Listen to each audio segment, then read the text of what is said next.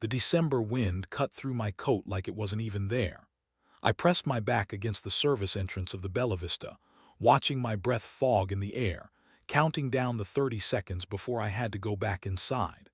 My fingers were numb even through my gloves, the cheap ones, not the kind anyone inside would wear.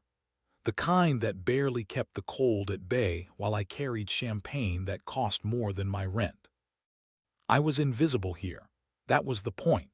Move between tables, refresh glasses, smile without being seen.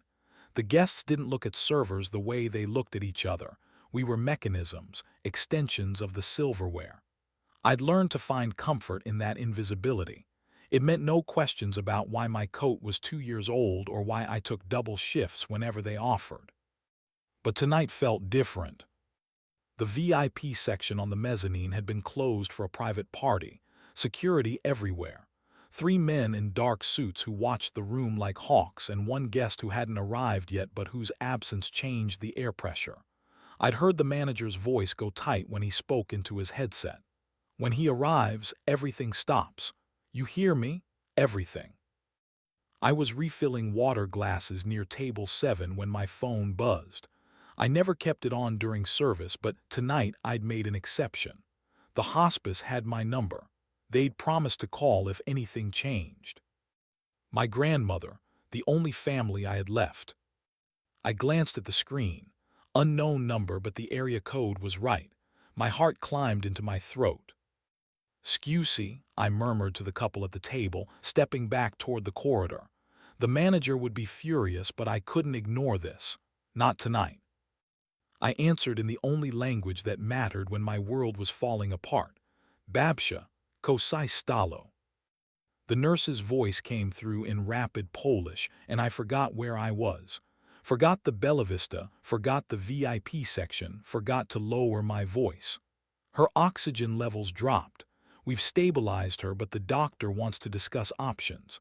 Can you come tonight?" "I finish at midnight. I'll be there by 12:30. My voice cracked. "Please tell her I'm coming. Tell her I love her." "She knows, Kachani, she knows." I ended the call and stood there, staring at the marble floor, trying to remember how to breathe. Trying to figure out how I'd afford a taxi to the hospice and still make rent. Trying not to think about what discuss options meant. When I looked up, he was standing 10 feet away. I'd never seen him before, but I knew immediately this was the guest who'd turned the entire staff into nervous energy. Tall, maybe 6'2", in a charcoal suit that looked like it had been cut specifically for his shoulders. Dark hair swept back, sharp jaw, eyes that were either dark blue or gray. I couldn't tell in the low light. But what stopped my breath wasn't his looks. It was the way he stood there, perfectly still, watching me with an intensity that made me feel like I'd been caught stealing. Around his neck, barely visible above his collar, was a thin platinum chain. Simple, elegant, completely out of place on a man who radiated the kind of power that didn't need adornment.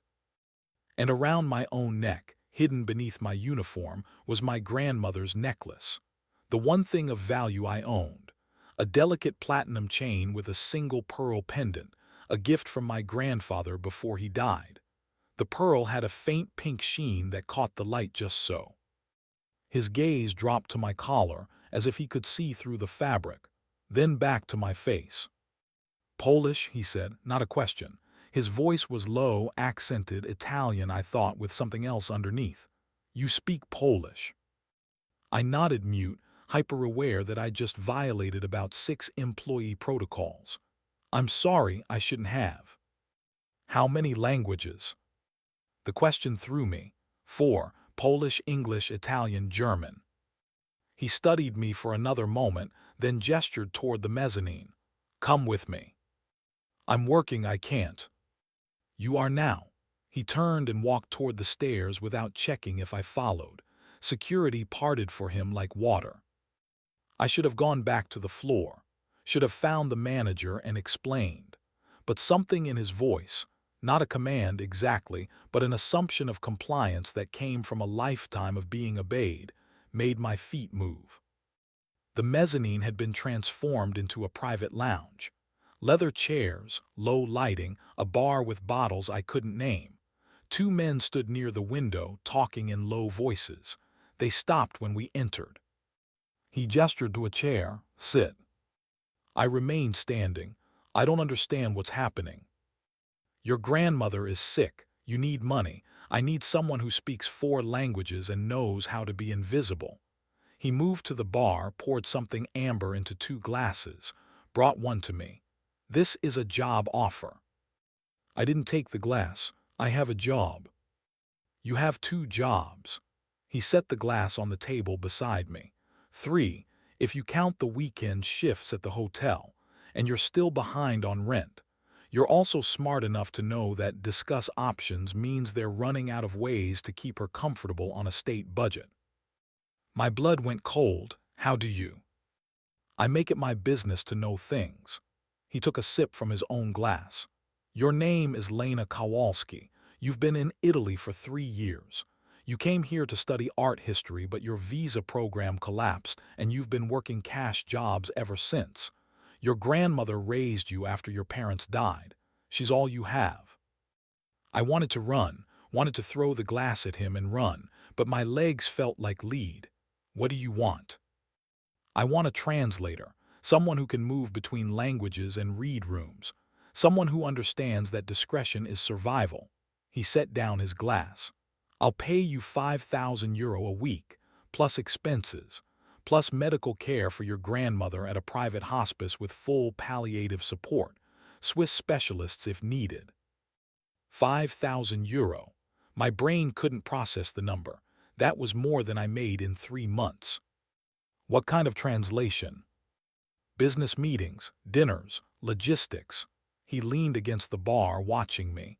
Nothing you'd be ashamed to tell your grandmother about, but things that require trust. And if I say no, then you go back to carrying champagne. And in 3 weeks your grandmother dies in a state facility, and you wonder for the rest of your life if you could have given her something better. It wasn't a threat. It was just truth delivered without malice, which somehow made it worse. I don't even know your name, I whispered. Dante Morty. He straightened, pulling a card from his pocket, thick paper embossed, just a name and a phone number. I own this restaurant and several others, among other things. Among other things. The words hung in the air like smoke. Think about it, he said. You have until tomorrow night. Call the number. Someone will arrange transportation. Transportation where? To the hospice, to bring your grandmother somewhere she can be comfortable for whatever time she has left. He moved toward the door, then paused. Wear the necklace tomorrow, the one you're hiding. It suits you. Before I could respond, he was gone. I stood there, alone in the mezzanine, holding a business card that felt like it weighed 1,000 pounds. Downstairs, the restaurant hummed with voices and laughter and the clink of expensive silver. The city stretched beyond the windows, cold and indifferent. And somewhere across town, my grandmother was waiting for me to come. I tucked the card into my pocket and went back to work. The hospice was exactly as depressing as I'd feared. Fluorescent lights that turned everyone gray. The smell of antiseptic trying to mask something worse.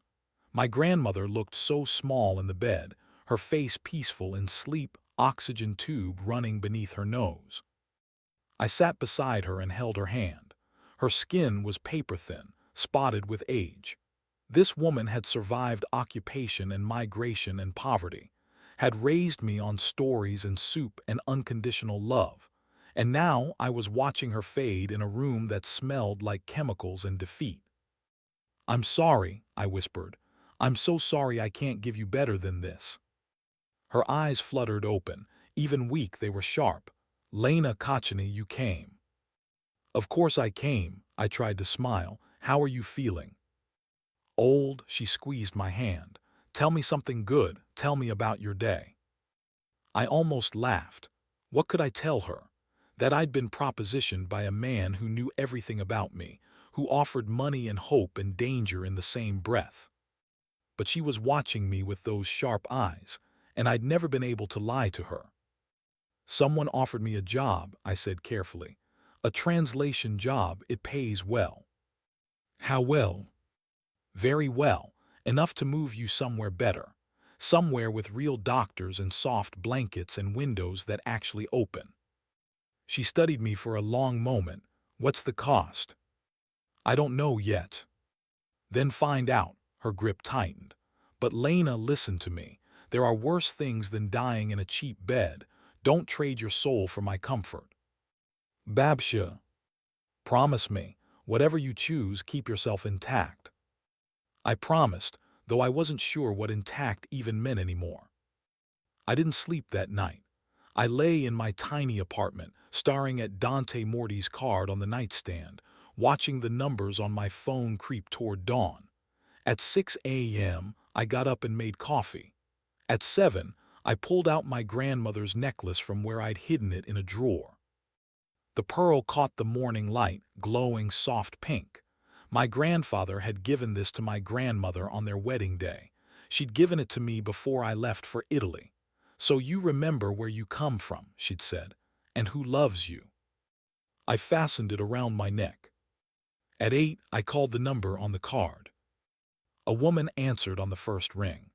Miss Kowalski, Mr. Morty is expecting your call. A car will collect you at 10 a.m. Bring your passport and anything you'll need for 3 days. Someone will handle your current employers. Wait, I haven't agreed to. The car will be outside your building. Gray Mercedes, don't be late. She hung up. I stood there, phone in hand, feeling like I'd just stepped off a cliff. But I showered and dressed and packed a small bag, because what else could I do? Because 5,000 euro a week in Swiss specialists and the image of my grandmother in a real bed instead of that fluorescent nightmare. Because maybe I'd already made the choice when I picked up the phone. The Mercedes arrived at exactly 10 a.m. The driver was silent, professional. He opened the door without looking at me, and I slid into leather seats that probably cost more than my entire wardrobe. The car smelled like expensive cologne and possibility. We drove through the city, past the tourist spots and into neighborhoods I'd never seen. Old money neighborhoods.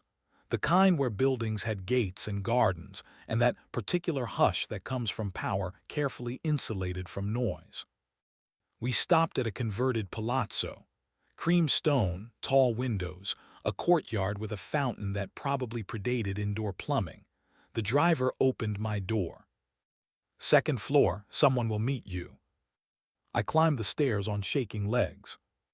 The door opened before I could knock. A woman stood there, mid-50s, impeccably dressed, wearing glasses on a gold chain. She looked me over once, quick and thorough, then nodded. Lena, I'm Carla, Mr. Morty's assistant, come in. The apartment was stunning.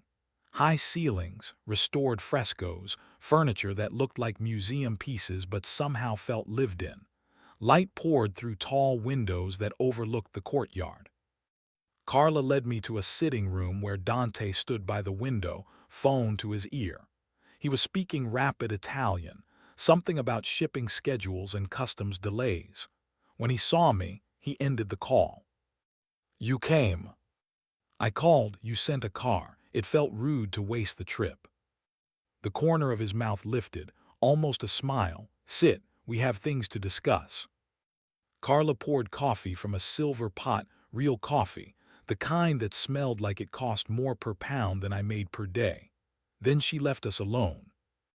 Dante sat across from me, arms resting on the chair, relaxed but watching, always watching. Your grandmother has been moved, he said.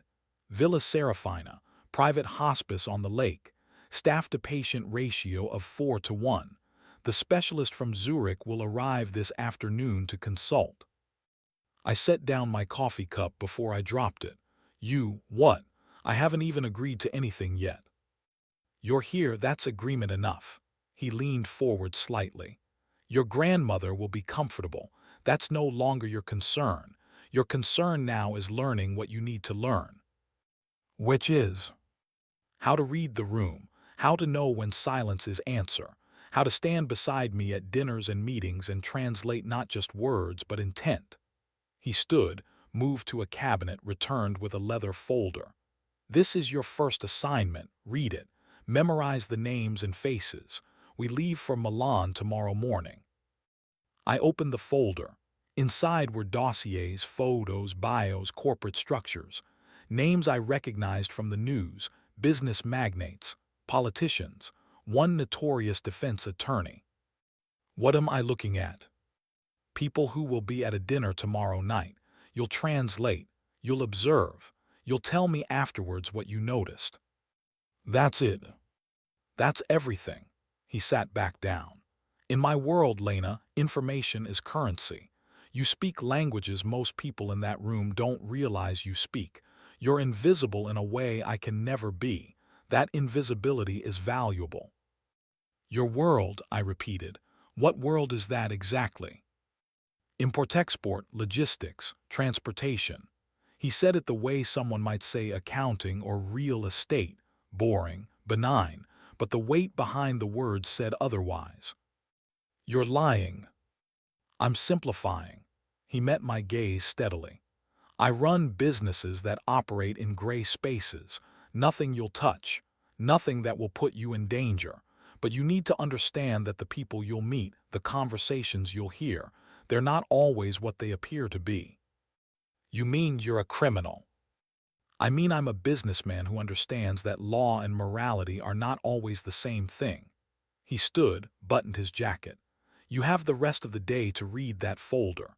Carla will show you to your room. There's a wardrobe. Use what you need for tomorrow. We leave at 6 a.m. And if I walk out right now? He paused at the door. Then your grandmother stays at Villa Serafina. I don't take back what I give, but you won't get another offer like this. And we both know you can't afford to walk away. He was right, we both knew it. One more thing, he said. The necklace, keep wearing it, it's important. Why? Because it's beautiful, and because I said so. Then he was gone, leaving me alone with a folder full of strangers and the weight of pearls against my collarbone.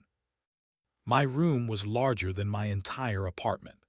King bed, en-suite bathroom, windows that overlooked a garden where winter roses still bloomed.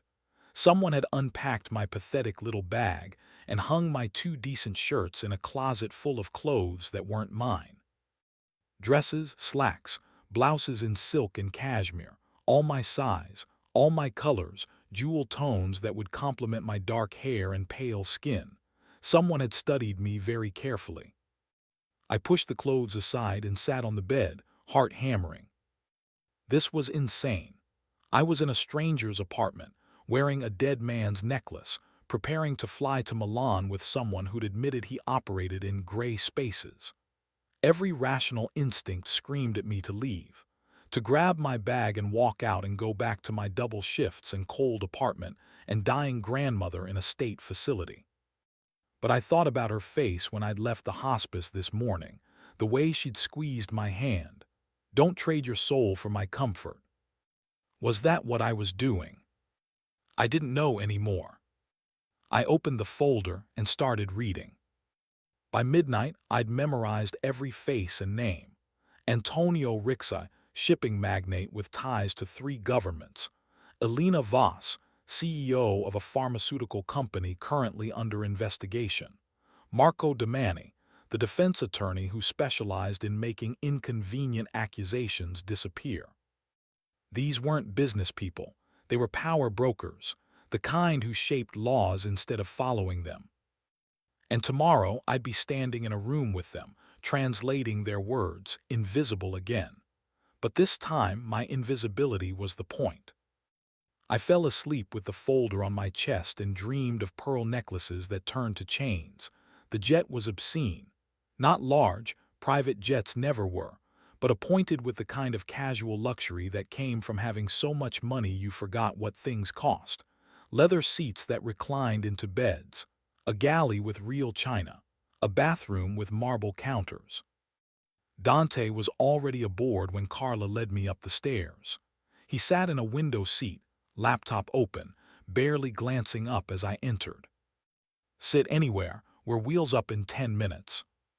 I chose a seat across the aisle, buckling in as the engines whined to life. Carla sat beside me, pulling out a tablet. "You read the folder." "Every page." "Good, tonight's dinner will be at Ristorante Savini, private room, 8 guests plus Mr. Morty. You'll sit beside him, translate as needed, and keep your observations to yourself until we're alone." She swiped through screens. "The conversations will be in Italian and German, occasionally French. Can you handle French?" "Basic conversational, not business." "That's fine, Mr. Morty will handle French." She looked at me over her glasses. "Rule 1, never react, no matter what you hear. Rule 2, never volunteer information. Only translate what you're asked to translate. Rule 3, if someone addresses you directly, be polite but forgettable. Your staff, act like it." I thought I was a translator. "You're whatever Mr. Morty needs you to be." She put away the tablet. "He's very particular about loyalty, Lena. If you're going to work for him, you need to understand that his trust is not freely given. But once you have it, he'll move mountains for you." I thought about my grandmother, already moved to a private hospice I couldn't pronounce. Mountains, indeed. The jet lifted into the sky, and I watched the city shrink below us. From up here, the world looked clean, ordered. You couldn't see the cold streets or the fluorescent hospices or the invisible waitresses carrying champagne for people who never looked at them. You couldn't see the chains. We landed in Milan as the sun set, painting the tarmac gold. Another Mercedes, another silent driver. The hotel was everything I expected. Old-world elegance, the kind of place where even the doormen looked like they judge you. But Dante bypassed the lobby entirely, leading us through a side entrance to a private elevator. We rode to the top floor in silence. "Your room is 2012. Carla will bring your dress. We leave for dinner at 8. He handed me a keycard. "Get some rest." "What should I be looking for tonight?" He studied me for a moment. "Elena Voss will be there. She's nervous about something. Watch her hands. Watch who she looks at when Rixai speaks. And pay attention to anyone who switches languages mid-conversation." "That's it." "That's everything." The elevator opened. 8 o'clock, Lena, don't be late." My room was a suite. Living area, bedroom, bathroom with a tub the size of my old kitchen. I stood at the window, watching the city light up below, and tried to remember who I'd been 3 days ago. A waitress, invisible, safe in my anonymity.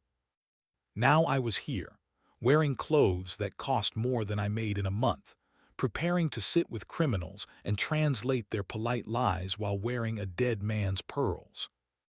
My grandmother would say I'd traded my soul, but when I touched the necklace at my throat, I felt my grandfather's love, my grandmother's hope, and maybe that was enough to keep me intact. Maybe. Carla arrived at 7 with a garment bag.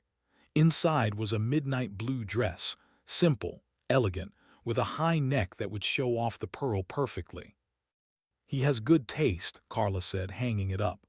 "Shoes are in the box, hair up or down, your choice, but wear the necklace." "He keeps saying that. Why does he care?" "Because it matters to him." She headed for the door, then paused. "Lena, tonight will be strange, uncomfortable, but remember, you're there to observe, not participate. Keep your face neutral and your thoughts private. Can you do that?" I nodded, though I wasn't sure. After she left, I showered and dressed and stood before the mirror, barely recognizing myself. The dress fit perfectly. The pearl glowed against my skin. I looked like I belonged. That was the most dangerous illusion of all. At 8 o'clock exactly, I took the elevator down to find Dante waiting in the lobby. He wore a charcoal suit, no tie, looking like he'd stepped out of a magazine spread on dangerous men. When he saw me, something flickered in his eyes. Approval, maybe. Or possession. "Perfect," he said, offering his arm. "Shall we?" The restaurant was a study in understated wealth. No prices on the menu. No tourists. just low lighting and hushed voices and the clink of crystal. We were led to a private room where 6 people were already seated. I recognized them all from the folder. Dante introduced me simply. "This is Lena, my translator." They barely glanced at me. Perfect. For the next 3 hours, I sat beside Dante and translated a dozen conversations that sounded like business but weren't. Shipping routes that were actually smuggling corridors. Consultants who were fixers. Investments that were bribes. They spoke in euphemisms and coded language, but the meaning was clear. These weren't businessmen. They were architects of corruption. And I was helping them communicate. Elena Voss was nervous. Carla had been right. She kept touching her water glass, glancing at Rixai every time the conversation shifted to pharmaceutical regulations. When someone mentioned expanded border inspections, her hand actually shook. After dessert, as the group broke into smaller conversations, Dante leaned close. His cologne was cedar and something darker. "What did you notice?" Elena's terrified of Rixai. Marco kept steering conversation away from the new customs czar, and Antonio made a phone call during the bathroom break. I saw him text someone in Russian. Russian, Dante's expression didn't change, but I felt the temperature drop. "You're certain?" Cyrillic alphabet. I couldn't read the content, but definitely Russian. He stood smoothly, helping me from my chair with a hand at the small of my back. The gesture looked courteous. It felt like a warning. Time to leave. We said our goodbyes, polite, empty, perfect. In the car, Dante pulled out his phone and made 3 calls in rapid Italian, each one clipped and urgent. "What's wrong?" I finally asked. "Rixai isn't supposed to have Russian contacts. If he does, it changes things." He looked at me. "You did well tonight." I translated. "You observed, that's rarer." The car pulled up to the hotel. "Tomorrow we fly back, take the morning to rest. Carla will handle your return arrangements." He got out at the lobby, but I caught his wrist. "Dante, what are you involved in?" "Things that keep the wheels turning, things that exist because someone has to do them." He gently removed my hand. "Sleep, Lena, we'll talk more when we're home." But we both knew that wasn't an answer. I couldn't sleep. I lay in the dark, watching shadows move across the ceiling, replaying the dinner. The careful words, the nervous glances, the way Dante's entire body had tensed when I mentioned Russian. This wasn't a job. This was a door I'd walked through, and I wasn't sure I'd find the way back. At 3 a.m., I got up and poured water from the minibar, stood at the window watching Milan sleep. The city looked peaceful from up here. Deceptive. My phone buzzed, a text from an unknown number. "Villa Serafina called. Your grandmother is resting comfortably." The specialist was pleased with her progress. "You gave her this, Lena, remember that." No signature, but I knew who'd sent it. I touched the pearl at my throat and tried to remember what my grandmother had said. "Don't trade your soul." But what if my soul was already on the table? What if the trade had been made the moment I answered Dante's call? I fell asleep as dawn broke and dreamed of doors I couldn't close. We flew back in silence. Dante worked on his laptop the entire flight, occasionally taking calls in languages I couldn't follow. Carla sat across from me, reading reports, occasionally making notes. I stared out the window and tried to process everything I'd seen. When we landed, Dante finally spoke. "I need you at the office tomorrow. 9 a.m. Carla will send the address." "What for?" "To learn the rest of it." He closed his laptop, meeting my gaze. "You've been translating words, Lena.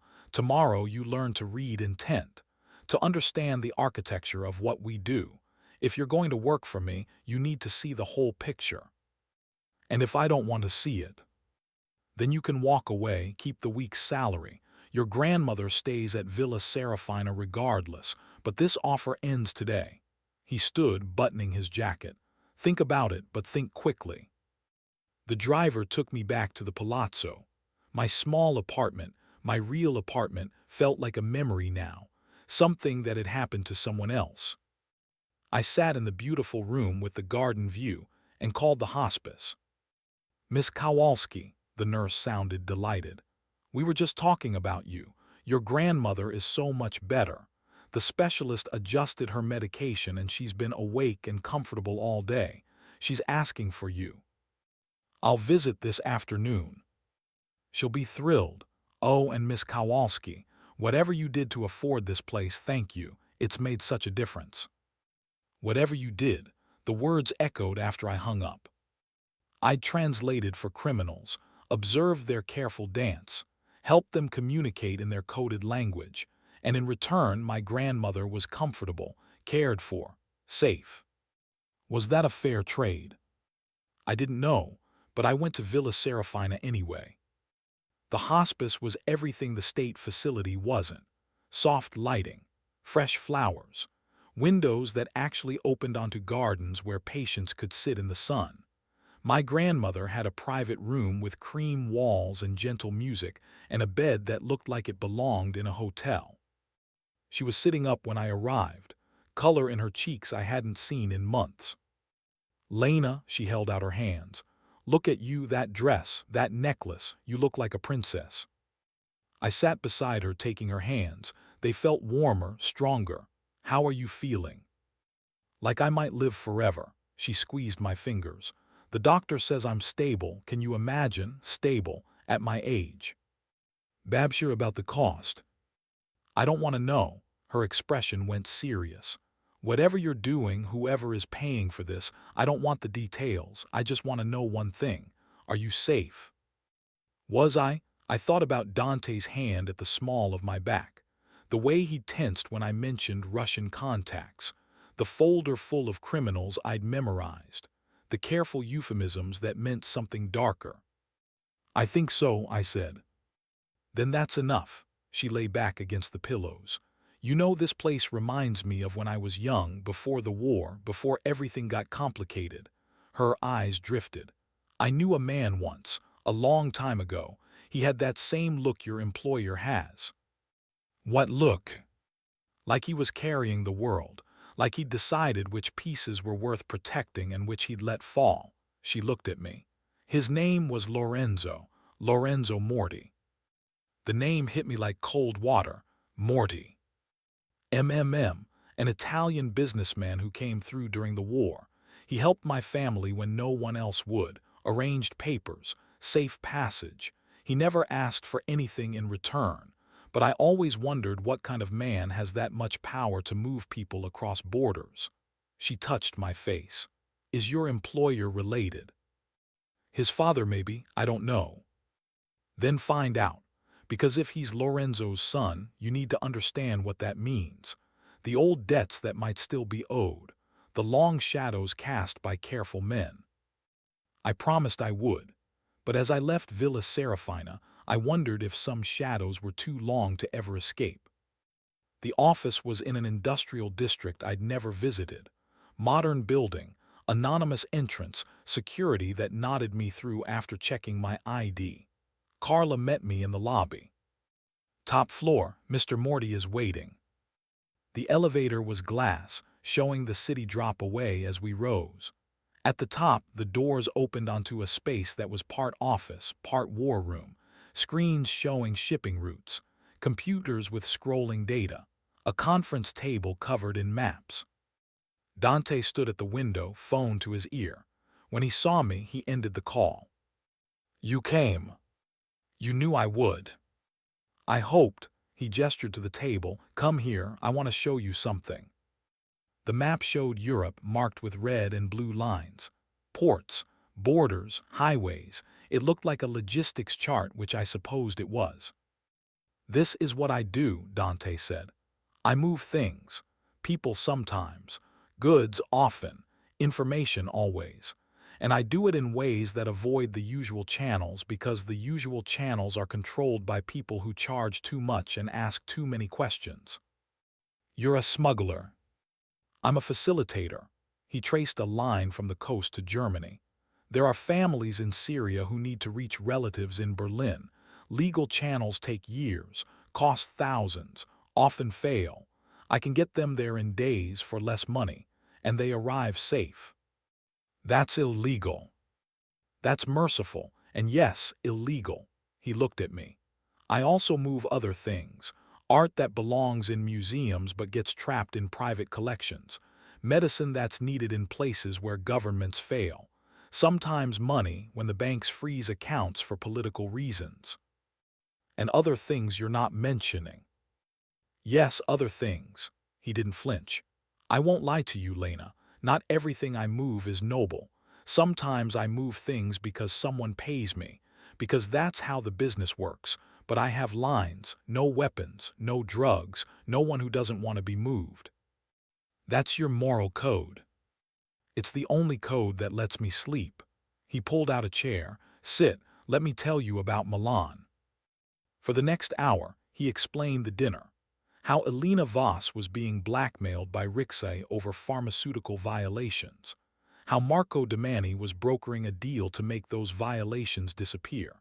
How the Russian contact I'd spotted meant Rixey was playing both sides, which violated agreements that kept things stable. In my world, Dante said, stability is everything. We have rules, territories, agreements. When someone breaks them, it creates chaos, and chaos is bad for everyone. So what happens to Rixey? He'll be dealt with, not violently, that would create more chaos, but his operations will be limited. His contacts will dry up. He'll understand the message. You make it sound so civilized. It is civilized, mostly. He leaned back. But you need to understand what you're part of now. The people I work with, the conversations you'll translate, they're not good people, Lena. They're practical people, ruthless people. And they'll see you as an extension of me, which means you need to be very careful. Why are you telling me this? Because I don't want you walking in blind. Because you deserve to know what you've agreed to. He stood, moved to the window. And because my father would have insisted on it. Lorenzo Morti. He turned sharply. How do you know that name? My grandmother, she knew him during the war. He helped her family. I stood facing him. She said he was a careful man who carried the world, that he decided which pieces to protect and which to let fall. Something shifted in Dante's expression. Pain, maybe, or recognition. That's exactly what he did. He spent his life building networks to protect people, to move them away from danger. And when he died, I inherited those networks, those obligations, those debts. Is that why you're helping my grandmother? Because of some old debt? No. He crossed the space between us, close enough that I could smell cedar and danger. I'm helping your grandmother because you needed help, because you speak 4 languages and know how to be invisible. Because when I saw you on that phone, speaking Polish with tears in your eyes, I recognized something. What? Someone worth protecting. He touched the pearl at my throat, just a brush of fingertips. This necklace, it was your grandfather's gift, yes. I nodded, not trusting my voice. My father gave my mother a necklace just like it, same design, same pink pearl. It was his way of marking her as chosen, as protected. His fingers lingered. When I saw you wearing it, I knew this was meant to happen. That's insane. That's fate or debt or both. He stepped back. You can still leave, Lena, but if you stay, you need to accept that you're mine to protect now, and I take that seriously. I'm not a possession. No, you're a responsibility, which is far more binding. He returned to the window. Think about it, take the day. But tomorrow I need an answer, all in or all out, no halfway. I left the office with my head spinning, and my heart hammering, and the weight of pearls feeling heavier than ever. I visited my grandmother again that evening. She was in the garden, bundled in a cashmere shawl that definitely wasn't hers, watching the sunset paint the lake gold. You look troubled, she said when I sat beside her. I'm trying to figure out if I've made a terrible mistake. And have you? I thought about Dante's hand on my necklace, his confession about protection and debt. the map covered in red and blue lines marking routes through gray spaces. I don't know. He says I'm his responsibility now. Lorenzo said something similar to me once. She turned to watch my face. After he'd arranged our passage, he said, I decide who crosses these borders. That means I decide who survives. It's not power, it's weight, and I carry it carefully. Did you believe him? I believed he meant it. Whether that made him good or just careful, I never decided. She touched my hand. But Lena, here's what I learned about men like that. They'll protect you fiercely, but protection can become a cage if you're not careful. You need to set boundaries, make clear what you will and won't accept, because otherwise his protection becomes his control. He's already moved you here, hired specialists, he's done so much. And that's leverage whether he means it to be or not. She squeezed my fingers. I'm grateful, truly, but don't confuse gratitude with obligation. Don't let his careful protection erase your choices. I promised I'd remember. But as I walked back through the hospice, I wondered if I still had choices, or if I'd traded them all for pearls and soft blankets and a grandmother who might live to see spring. I made my decision at midnight, staring at the ceiling of my beautiful borrowed room. Tomorrow, I'd tell Dante yes, all in. Not because I had to, but because I wanted to understand. Wanted to see if careful men were different from cruel ones. Wanted to know if protection could exist without possession.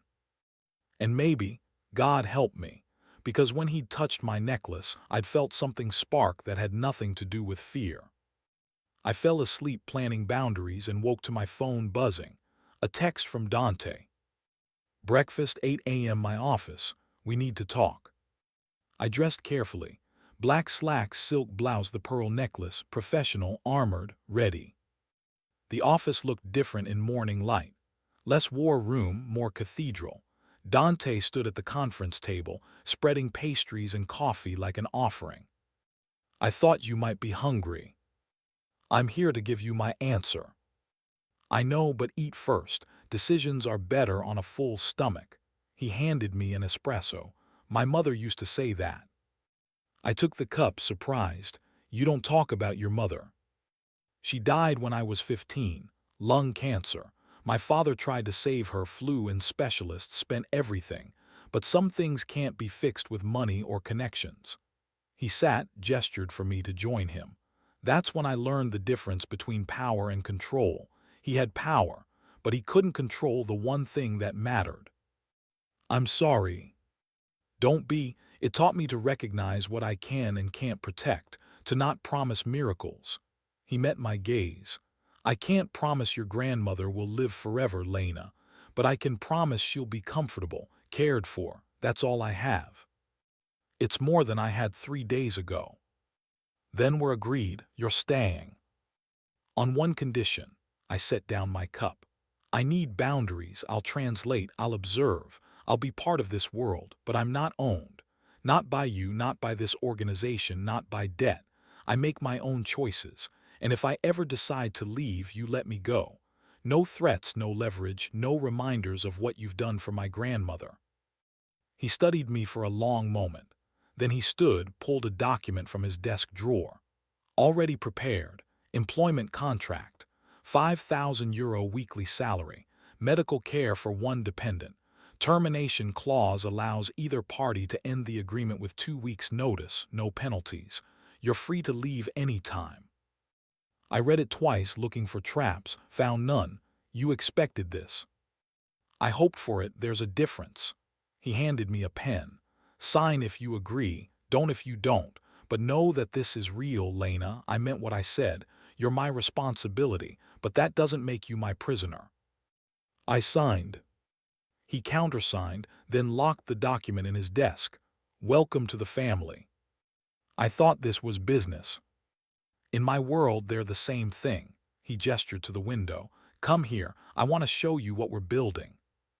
The view showed the city spread below, arteries of roads and rivers connecting everything. He pointed to different districts, explaining the networks, how information flowed, how protection was layered, how every part connected to every other part. "This is what my father built," he said. "What I'm trying to maintain, it's not perfect, it's not legal, but it works. And when it works, people like your grandmother get care. People fleeing war get safety. Art gets protected. It's not noble, but it's necessary." "And what's your role?" "I'm the architect, the one who sees the whole picture and decides what stays and what goes." He turned to face me. "And now you're part of that picture, the eyes and ears I need, the translator who helps me see what's really happening." "No pressure." "Enormous pressure, but I think you can handle it." He smiled, the first real smile I'd seen from him. "You've already handled more than most people could." Maybe, but standing there, looking at the city, I wondered what handling it would cost me in the end. Over the next week, I learned the architecture of Dante's world. The legitimate fronts, restaurants, import businesses, shipping companies, that provided cover for everything else. The network of contacts across Europe who moved information and resources. The careful balance of power that kept everything stable. I also learned about the rivals, other organizations that operated in adjacent spaces. Most had agreements with Dante, territories, specializations, mutual respect. But one name kept coming up: Konstantin Volkov, Russian, ruthless, the one who'd been making contact with Rixai.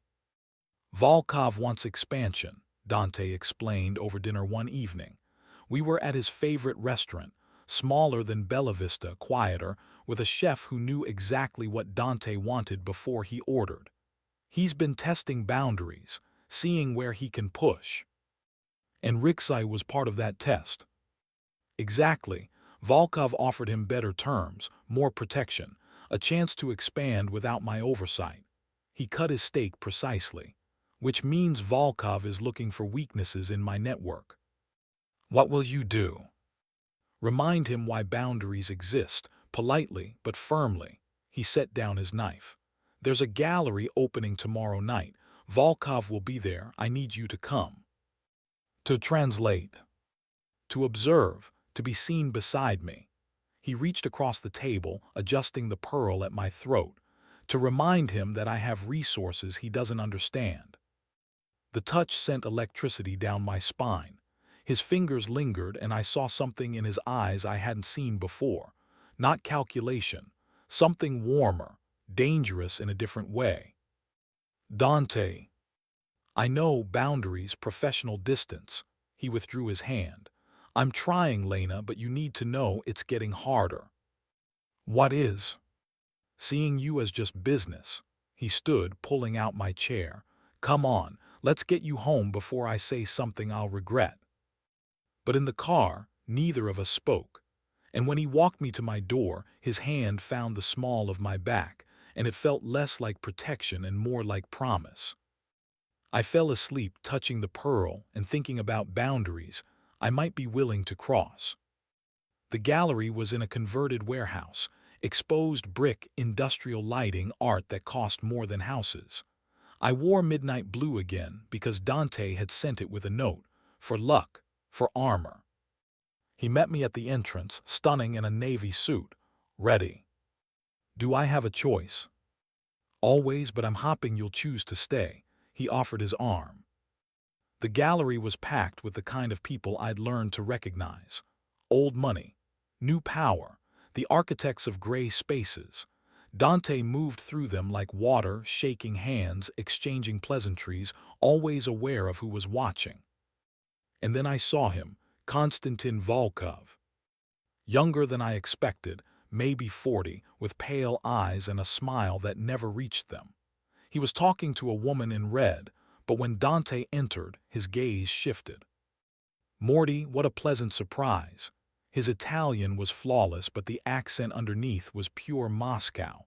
"I didn't expect to see you at cultural events. I thought you preferred more commercial venues." "I appreciate beauty in all its forms." Dante's tone was pleasant, cold. "Konstantin, this is Lena, my translator." Volkov's gaze raked over me, assessing, cataloging. "Translator, how? Practical. I didn't realize you needed such services." "I believe in being prepared for any conversation." Dante's hand settled at the small of my back, possessive, protective. You never know what language the important discussions will require. Indeed, Volkov turned back to the art. I've been admiring this Caravaggio, worth millions, but the real value is in ownership, don't you think? Controlling something beautiful, something everyone wants but only you possess. Caravaggio would say the art belongs to everyone who sees it. Ownership is just paperwork. How democratic, but in the real world paperwork is everything. Borders, contracts, territories. Volkov smiled. Perhaps we should discuss territory sometime, over coffee. I have thoughts about expansion. I'm sure you do, but some boundaries are fixed for good reason. And some are just lines on maps, temporary, negotiable. Volkov moved closer. Think about it, Morty. The world is changing. Old agreements don't always apply to new circumstances. Then let me be clear, Dante said softly. My agreements are not old. They're current and non-negotiable. If anyone attempts to renegotiate without my consent, they'll find the world becomes very small very quickly. The temperature dropped 10 degrees. People nearby shifted away, sensing the tension. Volkov's smile never wavered. Of course, I would never dream of overstepping. I was simply exploring possibilities. Explore elsewhere. Dante turned, guiding me away. Enjoy the art, Constantin. We made it 3 steps before Volkov spoke again. Beautiful necklace, by the way, pink pearl, very rare. I knew a woman who wore something similar once. Lorenzo's wife, perhaps. Dante stopped, turned, careful. Just an observation. Interesting how patterns repeat. Volkov looked at me. Family heirlooms carry such weight, don't they? All that history, all those debts. I felt Dante's hand tighten on my back, watched his jaw clench. This was more than business. This was personal. Lena, he said quietly, we're leaving now. But before we could move, the gallery erupted in noise. Sirens outside, shouts, and then men in uniforms poured through the entrance. Not police, financial police. The kind who investigate fraud and laundering. Volkov smiled. What a coincidence. I do hope everyone's paperwork is in order. Dante's expression never changed, but I felt the shift in his body, the calculation, the decision. There's a service exit, he murmured. Through the back gallery, stay close. We moved through the crowd as officers began checking identifications. Dante guided me with subtle pressure, navigating like he'd planned this route before, because of course he had. Dante planned everything. The service exit opened onto an alley where a car already waited, Carla in the driver's seat. Get in, Dante said, both of you now. We climbed in as the first officer emerged from the gallery, shouting. Carla pulled away smoothly, no rush, just steady movement into traffic. That was coordinated, Carla said. Volkov set that up. I know, Dante pulled out his phone. He's declaring war, making it public. He started making calls, rapid Italian, urgent but controlled. I sat beside him, heart hammering, watching the city blur past. This was what Dante had warned me about. The chaos when someone broke the rules. The weight of responsibility and protection and careful architecture suddenly under threat. After the 4th call, he lowered the phone and looked at me. I need to move you, both you and your grandmother, tonight. It's not safe if Volkov is using officials as weapons. Move us where? Somewhere he can't reach, where his influence doesn't extend. He touched my face. I'm sorry, Lena, I hoped you'd never see this part, the ugly part when everything breaks down. I signed up for this. I knew it was dangerous. Knowing and experiencing are different. His thumb brushed my cheekbone. Are you frightened? I should have said yes, should have demanded to be let out of the car. But looking at him, at the fierce protectiveness in his eyes, the way he'd positioned himself between me and every threat, I realized something terrifying. No, I whispered, I'm not frightened, not with you. His eyes darkened. Lena. I know, boundaries professional. I pulled away. Where are we going? Safe house first, then we plan. He made another call. But Lena, this changes things. We're in the storm now. It's going to get worse before it gets better. I touched the pearl at my throat and thought about my grandmother's warnings, about cages and control and careful men who carried the world. But as we sped through the night toward an unknown safe house, all I could think was, I chose this. I walked in with open eyes. And I wasn't ready to walk away. The safe house was an alpine villa 2 hours from the city, remote, defensible, beautiful in a stark, isolated way. Mountains rising on all sides, forests thick with pine, the air so cold and clean it hurt to breathe. Carla had gone ahead to arrange things. Inside, the villa was modern, glass and steel, security systems I didn't understand, enough provisions for a siege. Dante moved through it checking systems, making calls, organizing logistics. I stood at the window, watching snow begin to fall. Your grandmother arrives tomorrow, he said, appearing beside me. The specialist is coming too. She'll have everything she needs. You're bringing her into this. I'm bringing her somewhere safe. Volkov can't reach her here, and she'll be more comfortable than at the hospice. Better views, at least. He handed me a glass of wine. You should rest. Tomorrow will be complicated. How complicated? Volkov overplayed his hand, using financial police for intimidation. That violates the agreements that keep us all out of prison. The other families won't tolerate it, so tomorrow we negotiate. He sipped his wine. I'll remind him why boundaries exist and what happens when they're crossed. Will he listen? He doesn't have a choice. Either he backs down or he faces unified opposition, and that's a war no one wins. He turned to face me fully. But Lena, I need you to understand something. This is who I am. This is what I do. Negotiate threats. Manage violence. Keep the architecture stable even when people try to tear it down. If you're going to stay in this world, you'll see this again. I understand. Do you? Because earlier tonight when Volkov threatened you, mentioned the necklace, implied you were leverage. I wanted to hurt him. Actually hurt him, not strategically, personally. His voice dropped. That's not who I try to be. I'm careful, controlled, but with you those boundaries are breaking down. The confession hung between us, heavy, true. What are you saying? I'm saying this has become more than business, more than protection. And that scares me because caring makes me vulnerable, makes you vulnerable. He set down his glass. I swore I'd never put someone I care about at risk the way my father did with my mother. But here you are, in danger because of me, because I couldn't keep this professional. You didn't make me come here, I chose. Did you, or did I manipulate you with money and specialists and the promise that your grandmother would be cared for? He moved closer. I need you to tell me honestly, Lena. If I'd offered nothing, no money, no help, just asked you to stay, would you be here? I thought about it, really thought. About the moment in the restaurant when he'd first looked at me. The way his gaze had seen me, really seen me, in a way no one had in years.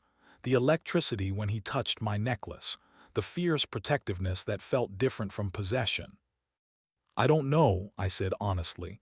But I'm here now, and it's not just because of what you've done for my grandmother, it's because, I touched his chest, felt his heart hammering, because you make me feel seen, chosen, and I haven't felt that way since my parents died.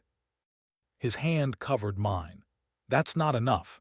You deserve more than feeling chosen. You deserve safety, freedom, a life that isn't tangled in gray spaces and careful violence. Maybe, but I also deserve to make my own choices, and I choose this. I choose to stay, to see where this goes. I met his gaze. So kiss me, Dante. Stop being so careful. Stop protecting me from yourself. Just kiss me. For a moment he didn't move. Then his hand slid into my hair and he kissed me like he was drowning and I was air. Deep, desperate. All the control and careful distance shattered. I kissed him back just as hard, tasting wine and danger and want. When he finally pulled away, we were both breathing hard. "This is a mistake," he said. "Probably. You're going to regret it." "Maybe, but not tonight." I took his hand. "Show me where we're sleeping." "Lena." "Boundaries," I said. "We'll figure them out tomorrow. Tonight, just don't be careful, be with me." He looked at me for a long moment. Then he lifted my hand and kissed the palm. "2 rooms, next to each other. We sleep separately, because if I take you to bed tonight, I won't be able to walk away, and you need to be sure before we cross that line." It was the most restraint I'd ever seen someone show, and somehow it made me want him more. "Fine, 2 rooms, but don't." I stopped at the base of the stairs. "Tomorrow we figure this out, all of it. The business, the boundaries, what we are. Because I can't keep existing in this gray space between professional and personal." "Agreed." He kissed my forehead. "Sleep well, Lena. Tomorrow we make things clear." But as I lay in bed listening to snow fall and Dante move around in the room next door, I wondered if anything about us could ever be clear. We'd crossed too many lines already. My grandmother arrived at noon, bundled in blankets, attended by nurses and the Swiss specialist. She took one look at the Alpine villa and laughed. "Well, this is certainly an upgrade from the hospice." I helped her to the room they'd prepared, all windows and soft light, view of the mountains that took my breath away. "How are you feeling?" "Like I've been kidnapped by a very considerate criminal." She squeezed my hand. "But I'm not complaining. This is beautiful, Lena, and that man of yours, he really does carry the world, doesn't he?" "He's not mine." "The way he looks at you says otherwise." She settled into the chair by the window. "Have you figured out what you're doing yet?" "Working for him, helping him, trying not to fall for him." "How's that last part going?" "Terribly." She laughed, then coughed. The specialist moved forward immediately, but she waved him off. "I'm fine, just old." She looked at me seriously. "Lena, I won't be here much longer, we both know it. So let me say this now while I can. That man Dante, he's Lorenzo's son in every way. Careful, protective, burdened by legacy, but he's also dangerous. Not to you, I don't think he'd ever hurt you, but to himself. He'll sacrifice everything for his sense of responsibility. Don't let him sacrifice you too." "I won't." "Good, because you deserve more than being someone's careful choice. You deserve to be someone's fierce one." She closed her eyes. "Now let me rest. These mountains are exhausting." I left her to the specialist's care and found Dante in the study, surrounded by papers and screens. "How is she?" "Comfortable, happy, probably planning to haunt you if anything goes wrong." He smiled. "I'd expect nothing less." He gestured to the desk. "We have movement. Volkov is requesting a meeting. Tomorrow, neutral location, just him and me." "That's a trap." "Probably, but it's also a chance to end this without more escalation." He pulled up a map. "The meeting is at a monastery, historic site, cameras everywhere, public enough that violence would be suicide, private enough to talk honestly." "You're going." "I have to, but you're staying here. Too much risk." "I'm your translator."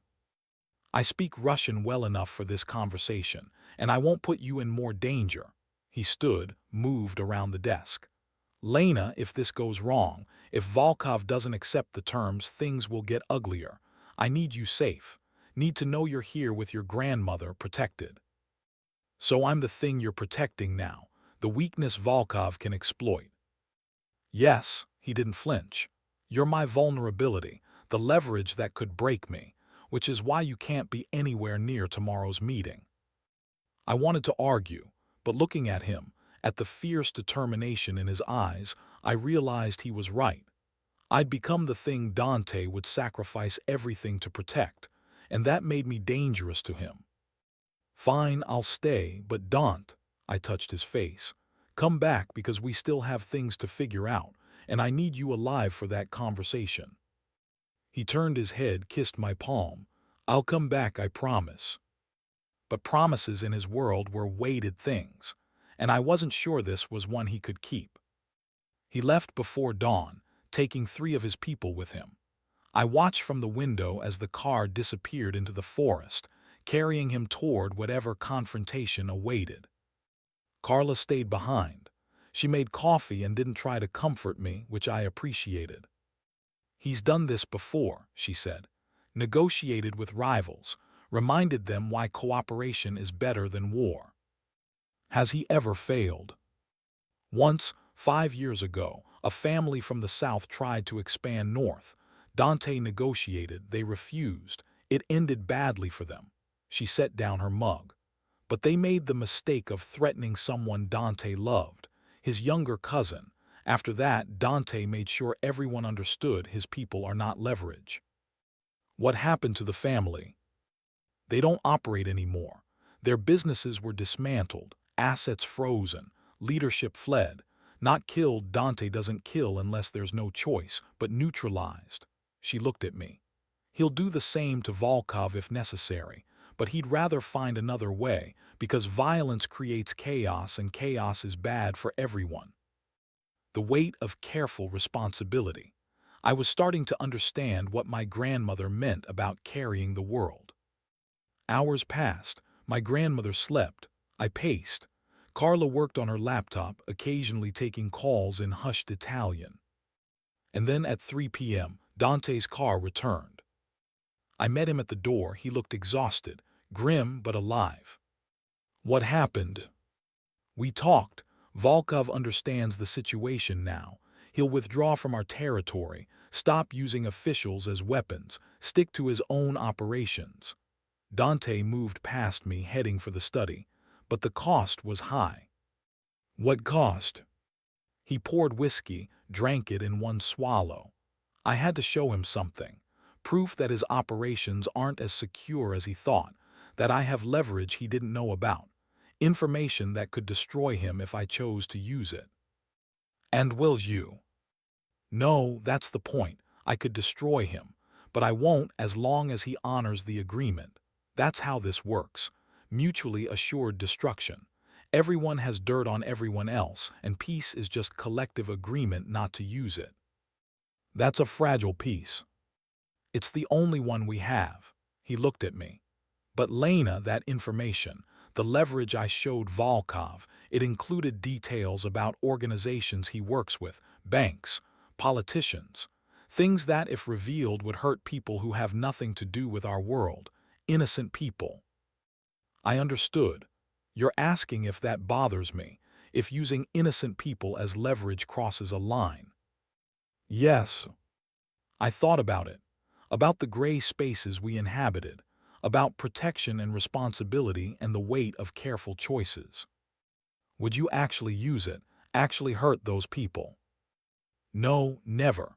The threat is the weapon, not the execution. I'd find another way before crossing that line." "Then it doesn't bother me because you drew a boundary. You have lines you won't cross even when the world pushes you toward them."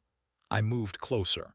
"That's the difference between you and Volkov. He'd cross any line. You won't." "I hope you're right." He set down his glass.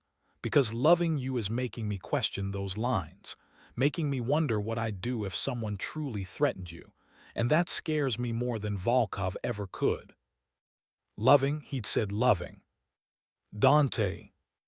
"I know, too soon, too complicated, but you asked for clarity and that's what this is, clear, true, terrifying." He closed the distance between us. "I love you, Lena. I didn't mean to, didn't want to, but somewhere between that first night at the restaurant and now, you became the thing I care about most, the thing I'd protect above all else, and that makes you my greatest vulnerability." My heart was hammering so hard I thought it might break free. "I don't want to be your vulnerability." "Then what do you want to be?" I thought about my grandmother's words, about fierce choices instead of careful ones, about deserving more than protection. "Your equal, your partner, the person who stands beside you, not behind you." I took his face in my hands. "I don't need protecting, Dante. I need choosing, really choosing, not because you feel responsible, but because you want me, want this, want us." He kissed me then, not desperately like before, but slowly, thoroughly, like he was memorizing me, learning me, choosing me with every touch. When he pulled back, his forehead rested against mine. Partners then, equal, but Lena, his hands framed my face.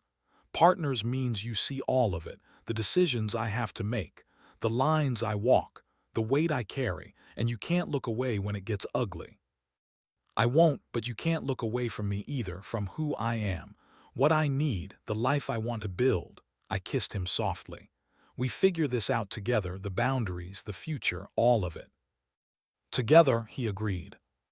And for the first time since I'd met him, I saw him really smile.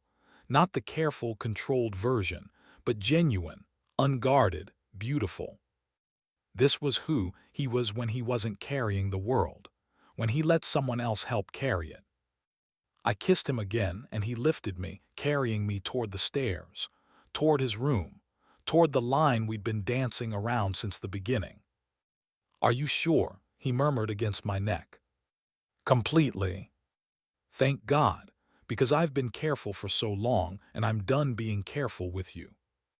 He kicked the door closed behind us, and I learned what it meant to be chosen, fiercely, completely, without restraint. We made love like the world was ending and we were the only thing holding it together. And maybe we were. Maybe that's what partnership meant in his world, finding someone strong enough to share the weight, brave enough to stand in the storm.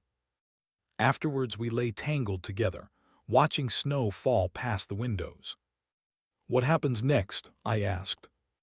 "We wait, see if Volkov honors the agreement. If he does, things stabilize. If he doesn't," he kissed my shoulder, "we handle it." You're in this now, Lena, all the way in, my partner, my equal, my fierce choice." He pulled me closer. "Though your grandmother is going to kill me." I laughed, probably, but she'll approve. She told me I deserve to be someone's fierce choice, not their careful one.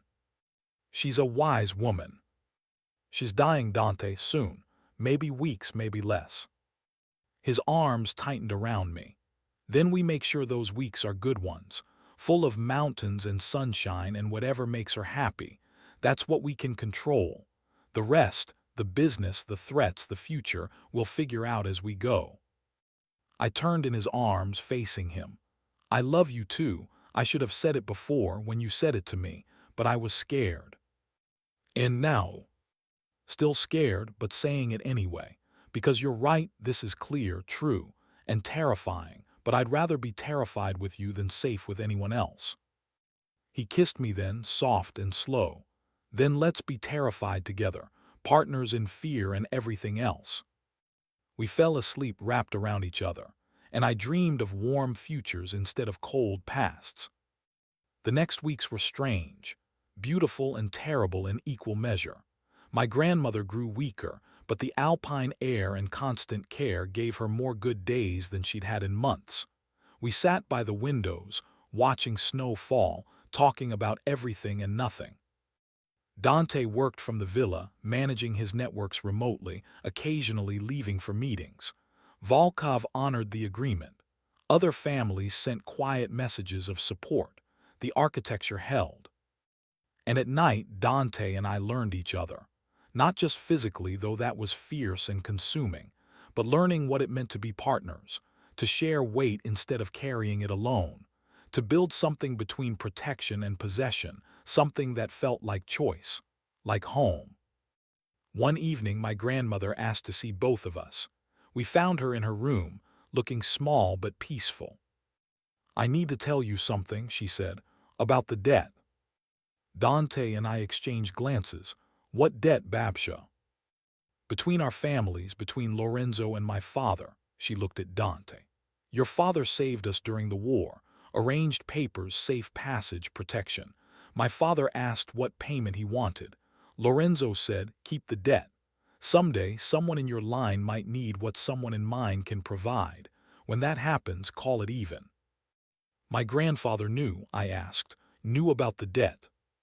"He documented it, wrote it down in a letter I've kept for 50 years. She pulled an envelope from beside her pillow, handed it to Dante. This is the record, the proof. The debt your father created was repaid the moment you helped Lena. You owe us nothing, and we owe you nothing. It's finished." Dante opened the envelope, read the letter. When he looked up, his eyes were wet. "My father always said debts were meant to close circles, not bind people. I never understood until now." He looked at me. "We're free, Lena. No debt, no obligation, just choice." My grandmother smiled. "Good, because I'm about to tell you both something important and I need you to hear it without the weight of debt coloring it." She took our hands. "I'm dying, soon, maybe days, and I'm ready. I've had a good life, a long life. You gave me a beautiful ending, Dante, but now I need you to give Lena a beautiful beginning." "Babsha." "Hush, listen." She squeezed my hand. "You chose this storm, Kachani, chose him, chose this life. I'm proud of you. But now I need you to promise me something. Promise you'll build a life, not just survive one. Promise you'll take what he's built, this network, this architecture, and help him make it something good. Something that protects without possessing. Something that leaves the world better." "I promise." She turned to Dante. "And you, promise me you'll see her, really see her. Not as the thing you protect, but as the person who makes you better. Let her change you. Let her soften the edges without breaking the core. Can you do that?" "I promise." His voice was rough. "Thank you for the letter, for your granddaughter, for seeing what my father built and understanding it. Lorenzo was a good man carrying a heavy burden. You're the same." She lay back against the pillows. "Now let me rest. And tomorrow bring me champagne. Good champagne. Let's toast to debts repaid and futures chosen." We left her to sleep, and in the hallway, Dante pulled me into his arms. "She's saying goodbye," I whispered. "I know, but she's doing it with grace, with intention. That's a gift." He was right. And the next day, we brought champagne. We sat with her by the window, watching mountains turn gold in the sunset, and we toasted to choices and partnerships and the weight of being careful versus the freedom of being fierce. She died that night peacefully, with me holding her hand. And I didn't break, because Dante was there, carrying the weight with me, because partnership meant neither of us carried anything alone anymore. 5 years later, I stood at the window of our apartment, the converted palazzo where this had all begun, watching the courtyard fountain catch afternoon light. Behind me, Dante was on the phone, speaking rapid Italian about something involving Rotterdam and container ships. The architecture had changed, shifted. What had been gray spaces were slowly becoming legitimate fronts. The smuggling had been replaced by above-board logistics. The protection had been replaced by actual security consulting. It wasn't perfect. There were still gray edges, but it was better, more honest, closer to what my grandmother had asked for. We'd built it together, me translating not just language but intent, helping Dante navigate the shift from underground to open. Him teaching me to see the whole picture, to understand how systems connected and could be changed from within. And we'd built something else too, a life, a partnership, a home. Dante finished his call and came to stand beside me. That was Carla. The Frankfurt deal closed, completely legal, profitable, and boring. Boring is good. Boring is very good. He wrapped his arms around me from behind, resting his chin on my head, though I occasionally miss the drama. "Liars, you love boring." "I love you. Boring is just a side benefit." I turned in his arms, looking up at him. He'd softened over the years, smiled more, carried less weight because I helped carry it, but he was still Dante, still careful, still fierce when needed, just more balanced. "I was thinking," I said, "maybe it's time to expand." "Expand what?"